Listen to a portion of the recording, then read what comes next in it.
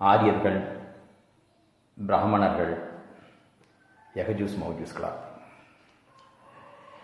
யகஜூஸ் மௌஜூஸ்கள் என்று சொன்னால் நூஹ் நபியுடைய குமாரராகிய யாஃபித்தினுடைய வம்சாவளியில் வந்தவர்களை நாம் யகஜூஸ் மௌஜூஸ்கள் சொல்லிக்கொள்வோம். இவர்கள் தங்களுடைய பூர்வீகமாக அனத்தோலியா என்று சொல்லக்கூடிய மத்திய ஆசியாவை ஆகிய இன்றைய துருக்கியைத்தான் தங்களுடைய பூர்வீகமாக கொண்டவர்கள். இவர்கள் பஞ்சம் பிழைப்பதற்காக பூமியின் பல பாகங்கள் சிதறி போக போது மிக குறிப்பாக வடக்கு பாகத்தில் பயணித்து ரஷ்யா, மங்கோலியா, சைனா, ஐரோப்பா, ரோம், பிரிட்டன் போன்ற நாடுகளுக்கு பயணம் பட்டு தங்களுடைய இனத்தை அங்கே ஸ்தாபித்துக் கொண்டார்கள். இந்த பகுதியில் வாழக்கூடிய மக்களை எல்லாம் கத்தி ஆரியர்கள் என்றும், எல்லினிய ஆரியர்கள் என்றும், மிடனிய ஆரியர்கள் என்றும், இந்தோ ஆரியர்கள் என்றும், எல்லி ஆரியர்கள் என்றும் அழைப்பதுண்டு. இந்த வம்சாவளியோடு ஆரியன் என்று சொல்லக்கூடிய பெயரானமும் பொருத்தியே பேசப்பட்டு வருகிறது. காரணம் என்னவென்றால், இந்த ஆரிய வம்சாவளி ஒரு உயர் வம்சமாக தங்களை உலகின் பல பாகங்களில் காட்டிக்கொண்டு நடக்கின்றார்கள். அதே அடிப்படையில் இந்தியாவிலும் கூட இந்த ஆரியர்களை பிராமண ஆரியர்களாகவும், இன்னும் இந்து ஆரியர்களாகவும், பார்சி ஆரியர்களாகவும் சித்தரிப்பதை நாம் பார்க்கின்றோம். ஆக ஆரியர்கள் என்று சொன்னால் ஒரு இனக்குழு கைபர் போலந்து கணவாய் வழியாக இந்தியாவிற்கு நுழைந்ததாக வரலாறு சொல்கிறது. அதே சமயத்தில் மேற்கத்திய இன மக்களோடு நாஜி ஆரியர் என்றும், கத்தி ஆரியர் என்றும், எல்லி ஆரியர் என்றும், மிடனி ஆரியர்கள் என்றும் பொருத்தி பேசப்படுவதை பார்க்கின்றோம். இந்த ஆரிய சமுதாயத்திற்கென்று வேதம் எதுவும் இருப்பதாக நம்மால் பார்க்க முடியாது. அதே சமயத்தில் பிராமண சமுதாயத்திற்கு ஒரு வேதம் இருப்பதை நாம் பார்க்கின்றோம். சதுர் வேதங்களாகிய ரிக்வேதம், யஜுர்வேதம், சாமவேதம், அதர்வண வேதம் சொல்லக்கூடிய 4 வேதங்கள் அவர்கள் மத்தியிலே இருக்கிறது. யூத சமுதாயத்திற்கு வேதம் இருக்கிறது, பிராமண சமுதாயத்திற்கு வேதம் இருக்கிறது, யூத நசாரா வம்சம் சார்ந்த அவர்கள் மத்தியிலே இஞ்சில் என்று வேதம் இருக்கிறது, முஸ்லிம்கள் மத்தியிலே திருமறை குரான் சொல்லக்கூடிய வேதம் இருக்கிறது. ஆக உலகத்தில் சில இனத்தவர்கள் மத்தியிலே, சில சமூகத்தார் மத்தியிலே வேதம் இருப்பதை நாம் பார்க்கின்றோம். அதே சமயத்தில் நூகுடைய குமாரராகிய யாஃபித்தினுடைய வம்சாவளியாகிய யகஜூஸ் மஹஜூஸ் மத்தியிலே வேதம் இருப்பதாக எந்த அறிவும் கிடையாது. அந்த யகஜூஸ் மஹஜூஸ் மக்கள் பூமியில் எந்த பகுதிக்கு சென்றாலும் சரி, அவர்களுடைய வணக்க வழிபாடுகளோ, அவர்களுடைய செயல்பாடோ, ஒழுக்க மாண்புகள் வைத்து பார்க்கும் பொழுது அந்த சமுதாயத்திற்கு தூதர்களும் வந்ததில்லை, வேதங்களும் வந்ததில்லை தான் சொல்ல வேண்டும். இது பற்றி திருமறை குரானில் மிக தெளிவாக அல்லாஹ் தன்னுடைய திருமறை குரானிலே 19ஆம் அத்தியாயத்திலே 58ஆம் வசனத்திலே கூறுகின்றான், ஆதமுடைய சந்ததியிலிருந்தும், நூஹ் தன் கப்பலில் ஏற்றிக்கொண்ட சந்ததியிலிருந்தும், இப்ராஹிமுடைய சந்ததியிலிருந்தும், இஸ்காக்குடைய சந்ததியிலிருந்து நாம் தூதரை ஏற்படுத்தி கொடுத்தோம் என்று அல்லாஹ் கூறுகின்றார். இந்த திருமறை குரான் வசனத்தை மிக தெளிவாக அல்லாஹ் கூறுகின்றான், ஆதமுடைய சந்ததி. ஆதம் தொடங்கி நூஹ் வரைக்கும் வாழ்ந்த மக்களை ஆதமுடைய சந்ததி என்று சொல்லுவார்கள். அதற்கு அப்பால் உள்ள சமுதாயத்தையும் ஆதமுடைய சந்ததி சொல்வார்கள். ஆக ஆதமுடைய சந்ததி என்று சொன்னால் நேரடி சமுதாயம். ஆதத்திற்கும் நூஹுக்கும் மத்தியிலே 10 தலைமுறை வாழ்ந்ததாக இப்னு அப்பாஸ் ரலியல்லாஹு அறிவிக்கின்றார்கள். இந்த ஆதமுடைய சந்ததியில் தூதர் வந்திருக்கின்றார்கள். நூஹ் அவர் ஒரு தூதராக இருந்து அந்த சமூகத்தின் மத்தியிலே பிரச்சாரம் செய்த போது அவரை நிராகரிக்கக்கூடிய அளவிலே அந்த மக்கள் இருந்தார்கள். சிறுபான்மை மக்கள் ஏற்றுக்கொண்டார்கள். அந்த சிறுபான்மை மக்களை கப்பலில் ஏற்றிக்கொண்டு நூஹ் பயணம் செய்கின்றார். கப்பலானது ஜூது மலையிலே தங்குகிறது. அந்த கப்பல் இறங்கிய சமுதாயம் பூமியின் பல பாகத்திற்கு பறந்து செல்கின்றார்கள். இதைத்தான் அல்லாஹ் நூஹ் தன்னுடைய கப்பல் ஏற்றிக்கொண்ட சமுதாயம் என்று சொல்கின்றான். இந்த சமுதாயத்திற்கும் தூதர்கள் வந்திருக்கின்றார்கள். அவர்கள் வேதமும் கொடுக்கப்பட்டிருக்கு. அதை தான் அல்லாஹ் திருமறை குர்ஆனிலே ஆதமுடைய சந்ததியிலிருந்தும் நூஹ் தன்னுடைய கப்பலில் ஏற்றிக்கொண்டவர் சந்ததியிலிருந்தும் சொல்லி காட்டுகின்றார்.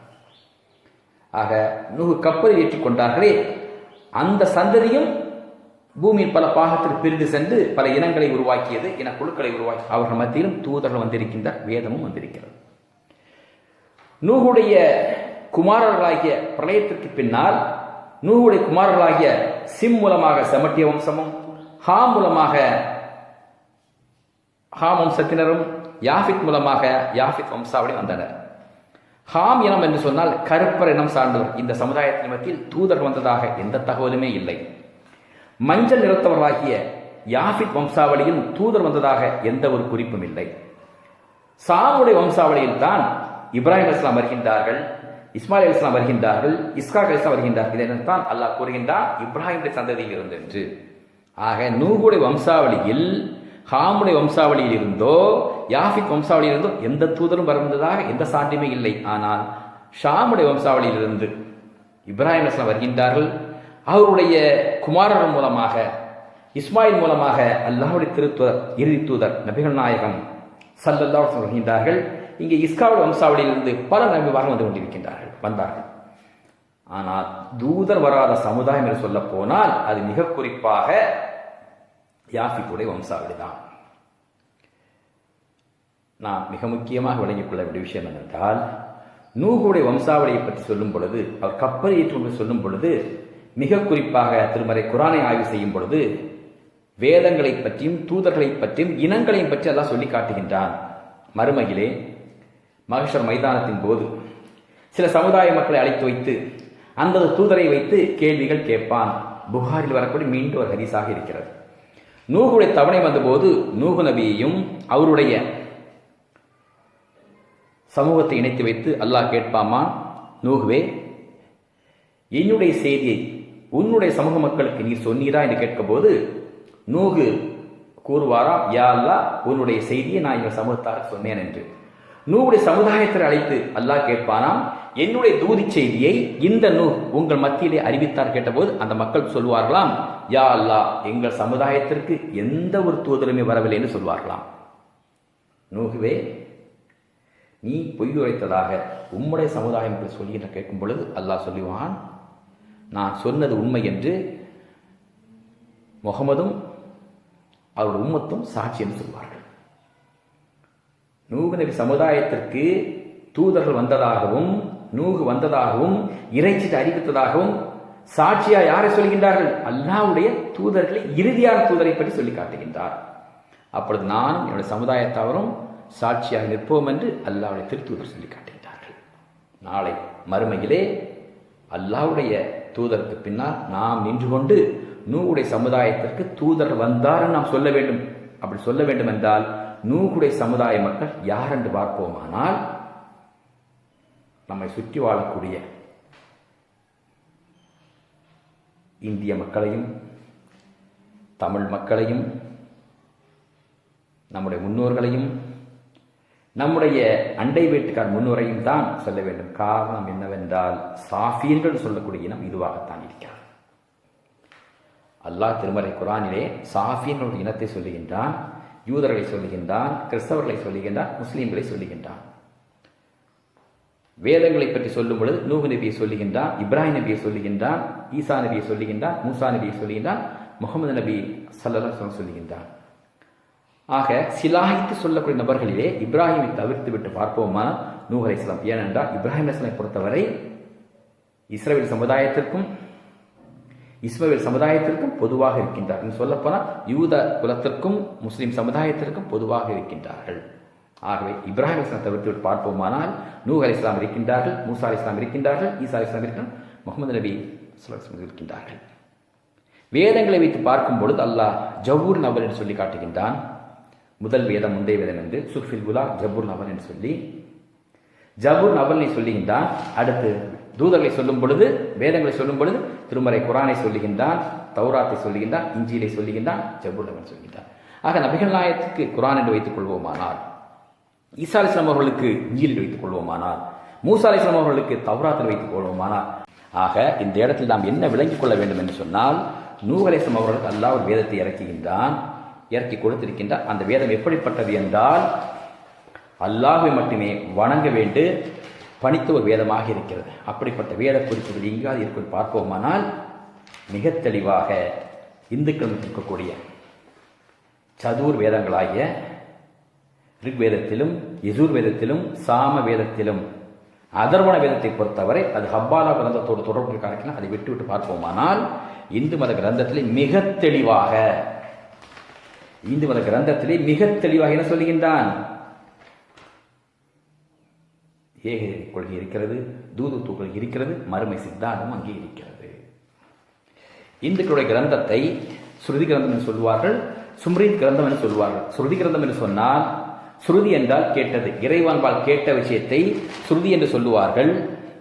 சுமிருதி என்று சொன்னால் ஸ்ருதியினுடைய வியாக்கியானத்தை சுமிருதி என்று சொல்லுவார்கள். ஸ்ருதி என்று சொன்னால் இறைவன்பால் நேரடியாக இறக்கப்பட்ட விஷயம். இந்த செய்தியை பற்றி சொல்லும் பொழுது சதுர் வேதங்களாகிய ரிக்வேதத்தையும் யஜூர் வேதத்தையும் சாம வேதத்தையும் அதர்வண வேதத்தையும் என்று சொல்வார்கள், ஸ்ருதி என்று சொல்லுவார்கள். சுமிருதி கிரந்தம் என்று சொன்னால், ஸ்ருதி கிரந்தம் 4 வேதங்களும் 108 உபனிஷத்துகளும் ஆனியன்களும் பிராமணங்களும் ஸ்ருதியாக இருக்கிறது. சுமிருதி கிரந்தம் என்று சொன்னால் 18 பிராணங்களும் இதிகாசங்களும் ஸ்மிருதி கிரந்தங்களும். இவையெல்லாம் ஸ்ருதி கிரந்தத்தினுடைய வியாக்கியானங்களாகத்தான் இந்த ஸ்மிருதியை சொல்லப்பட்டிருக்கிறது. 4 வேதங்களும் 108 உபனிஷத்துக்களும் பிராமணங்களும் ஆரியன்களுக்கும் விளக்கம்தான் 18 பிராணங்களும் இதிகாசங்களும் ஸ்மிருதி கிரந்தங்களும். இன்றைக்கு ஆரியன்களும் பிராமணம் நிலவில்லாத காரணத்தினால் உபனிஷத்துக்களையும் சதுர் வேதங்களுக்கும் உயர் அந்தஸ்தை கொடுக்கின்றார்கள். இந்த சதுர் வேதங்களாகிய 4 வேதங்களுடைய மூலம் எது என்று கேட்டால் ஆதி கிரந்த் என்று சொல்வார்கள், ஆதி கியான் என்று சொல்வார்கள். ஆதி கிரந்த் என்றால் முதல் வேதம், ஆதி கியான் என்று சொன்னால் முந்தைய வேதம். இது பற்றி திருமறை குரானிலே 26ஆம் அத்தியாயத்திலே 196 வசனம் அல்லாஹ் கூறுகின்றார். நிச்சயமாக இது முன்னோர்கள் வேதங்களிலும் ஜபூர் அவ்வலிலும் அறிவிக்கப்பட்டிருக்கு சொல்லி காட்டுகின்றான். ஜபூர் லவல் என்று சொன்னால் முன்னோருடைய வேதம். யூதத்திற்கும் கிறிஸ்தவத்திற்கும் நபிகள் நாயகத்துடைய சமுதாயம் முஸ்லிம்களுக்கும் முந்தைய சமுதாயம் என்று சொன்னால் நூஹ் அலைஹிஸ்ஸலாம் சமுதாயம். நூஹுடைய சமுதாய மக்களுக்கு அருளப்பட்ட ஜபூர் வேதத்திலே ஜபூர் லவலிலே மிக தெளிவாக ஏகத்துவம் சொல்லப்பட்டிருக்கிறது, தூதுத்துவம் சொல்லப்பட்டிருக்கிறது, மறுமை சித்தாந்தம் சொல்லப்பட்டிருக்கிறது. மிக தெளிவாக இறைவனுடைய ஏகத்துவத்தை எப்படி சொல்லினா, ஏகம் பிரகம் நவ்திய நாஸ்தே நக்னே நாஸ்தே கிஞ்சன். இறைவன் ஒருவனே, வேறு இல்லை, இல்லவே இல்லை. ஏகம் பிரகம் தவ்திய நாஸ்தே நக்னே நாஸ்தே கிஞ்சன்.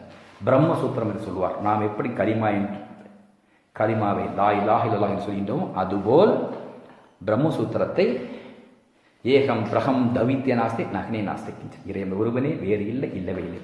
ஏகம் ஏவம் அத்விதயம். அவன் ஒருவனே, அவனுக்கு யாதொரு வினை இல்லை. முஸ்திகி வணக்கத்துக்குரிய இறைவன் ஒருவன் என்று மிக தெளிவாக ரிக்வேதம் சொல்லித் தருகிறது. ஜபூரின் அவ்வலிலே மிக தெளிவாக சமஸ்கிருதத்திலே இறைவன் ஒருவனே, வேறு இல்லை, இல்லவே இல்லை என்று மிக தெளிவாக சொல்லித் தருகிறது. ஆனால் அதே சதுர்வேதம் உண்டாகிய அதர்வண வேதத்திலே மந்திரங்களும் தந்திரங்களும் மாந்திரிகம் இருந்திருக்கிறது. இந்த மாந்திரிகம் எங்கிருந்து வந்தது என்றால் மிக தெளிவாக யூதர்களுடைய ஹப்பாலா கிரந்தத்திலிருந்து நேரடியாக கொண்டு வரப்பட்டது. விஷயம் தெரிந்த பிராமண சமுதாயத்தினுடைய பண்டிதர்களை பார்த்து கேட்போமானால் அவர் தெளிவாக சொல்லித் தருவார்கள். ஹப்பாலா கிரந்தத்தில் எப்படிப்பட்ட மாந்திரிகமும் தந்திரிகமும் சொல்லப்பட்டிருக்கிறதோ அவைதான் சமஸ்கிருதத்தில் இங்கே சொல்லப்பட்டிருக்கிறது அதர்வண வேகமாக. பொதுவாக இந்த மாந்திரிகம் தாந்திரிகத்துக்கெல்லாம் குறியீடுகள் தான் அநேகமாக இருக்கும். அப்படிப்பட்ட குறியீடுகள் என்ன அதர்வண வேதத்தில் இருக்கிறதோ அதே போன்ற குறியீடுகள் தான் இங்கே இருக்கிறது. ஹப்பாலா கிரந்தத்திலும் இருக்கிறது. தல்மூத் என்று சொல்வார் ஹப்பாலா கிரந்தத்தை, அதிலும் இருக்கிறது. மிக தெளிவாக ஏகத்துவம் சொல்லக்கூடிய கிரந்தத்திலே எப்படி இப்படி மாந்திரிகம் தந்திரம் என்று பார்ப்போமானால், இப்லீஸிற்கும் மனித சமுதாய தந்தையாகிய ஆதத்திற்கும் இடைப்பட்ட அந்த பகைமையின் காரணமாக ஏக தெய்வத்தை மட்டுமே வணங்கி வந்த மக்களை பல தெய்வ கொள்கைக்கு மாற்றும்படியாக செய்தது இப்லீஸ். அவன் தன்னையே வணங்கக்கூடிய நிலையை ஏற்படுத்தினான். அந்த நிலையில்தான் சிந்து சமவெளி நாகரிகத்திலே கண்டெடுக்கப்பட்ட விக்கிரகம் என்று சொல்ல சீல் என்று சொன்னார். ஒரு அச்சு போன்ற அமைப்பிலே வட்ட சம்மணமிட்டு தலையிலே 2 கொம்பு வைத்து கொம்புக்கு மேல் தீபம் வைத்த ஒரு சிலையை கண்டெடுத்தார்கள். ஒரு சீலை கண்டெடுத்து அதற்கு பசுபதி என்று பெயரிட்டார்கள். இதுதான் அரங்கனுடைய சிலை, இதுதான் இப்லீஸுடைய சிலை. இதே அமைப்பில் தான் 2 கொம்புடைய கொம்பின் நடுவே தீபமுடைய சிலையைத்தான் யஹ்ஜூஸ் மஹ்ஜூஸ்கள் பெர்ஃபார்மட்டாக வணங்கிக் கொண்டிருக்கின்றார்கள். நன்றாக சிந்தித்து பார்க்க வேண்டும். இன்றைக்கு வைஷ்ணவ கோவில் இருக்கக்கூடிய வடகரை தென்கரையில் சொல்லுவார்கள், வி போன்ற அமைப்பிலே நடுவிலே ஒரு கோடு இருப்பார்கள். நெற்றிகளை குறியிடும் பொழுது வி போன்ற அமைப்பு போட்டு பெர்பெண்டிகுலராக ஒரு கோடு போட்டிருப்பார்கள். யூ போன்று போட்டு அதிலும் நடுவே ஒரு கோடு போட்டிருப்பார்கள். வடகலை தென்கலை, இந்த யூவாக இருந்தாலும் சரி வியாக இருந்தாலும் சரி, அது 2 கொம்பை குறிக்கிறது. நடுவிலே உள்ள கோடானது அது தீபத்தை குறிக்கிறது. இதுதான் பெர்ஃபார்மட்டினுடைய குறியீடாக இருக்கிறது. ஆட்டுத்தலை யட்சினி என்று சொல்லுவார்கள், 2 கொம்பு, அதற்கு நடுவே தீபம். பெர்ஃபார்மட் என்று சொல்லுவார், அதற்கும் 2 கொம்பு, நடுவிலே தீபம். சிந்து சமவெளியில் கண்டெடுக்கப்பட்ட அந்த பசுபதி சிலை 2 கொம்பு, நடுவிலே தீபம். அரங்கன் என்று சொல்லுவார்கள், ரங்கநாதன் என்று சொல்வார்கள். சுவாமி அரங்கன் என்று சொன்னால் நெருப்பால் படைக்கப்பட்டவர். வைஷ்ணவர்கள் சூரிய நாராயணனை கடவுளாக வழிபடுவார்கள். சூரியன் நெருப்பாலானது. நாராயணன், நார் என்று சொன்னால் நெருப்பு, யனன் என்று சொன்னால் ஆனது. சூரிய நாராயணன் என்று சொன்னால் சூரிய நெருப்பால் ஆனது. ஜிங்கிளுடைய தலைவனாகிய இப்லீஸ் நெருப்பால் படைக்கப்பட்டவன். நெருப்பினுடைய தந்தை, நெருப்பு குலத்தினுடைய தந்தை தான் இப்லீஸ், லூசிஃபர் என்று சொல்லுவார்கள். ஆக லூசிஃபர் என்று சொன்னாலும் சரி, அரங்கன் என்று சொன்னாலும் சரி, சூரிய நாராயணன் என்று சொன்னாலும் சரி, பெர்ஃபார்மட் சொன்னாலும் சரி, எல்லாம் ஒரே நபரை குறிக்கக்கூடியதாக இருக்கும். நபர் எப்படிப்பட்டவர் என்றால் நெருப்பால் படைக்கப்பட்டவர். பொதுவாக வைஷ்ணவனுடைய முக்கிய வழிபாடு என்னவென்றால் அக்னி வழிபாடு. அக்னியை கண்கண்ட தெய்வமாக சொல்லுவார், நெருப்பை கண்கண்ட தெய்வமாக சொல்லுவார்கள். இந்த நெருப்பை போன்றவர்கள் தான் யஹ்ஜூஸ், நெருப்பை போன்றவர்கள் மஹ்ஜூஸ்கள். மஜூஸ் என்று சொன்னால் நெருப்பை வணங்கக்கூடியவர்கள். யஹ்ஜூஸ் என்று சொன்னாலும் மஹ்ஜூஸ் என்று சொன்னால் நெருப்பை போன்றவர்கள். மஜூஸ் என்று சொன்னால் நெருப்பை வணங்கக்கூடியவர்கள்.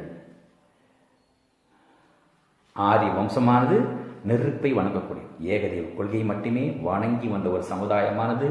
நூகு நபியுடைய கப்பலில் பயணித்த அந்த சமுதாயமானது யஹ்ஜூஸ் மஹ்ஜூஸ்களோடு இனக்கலப்பு ஏற்பட்ட போது அங்கே அரங்கன்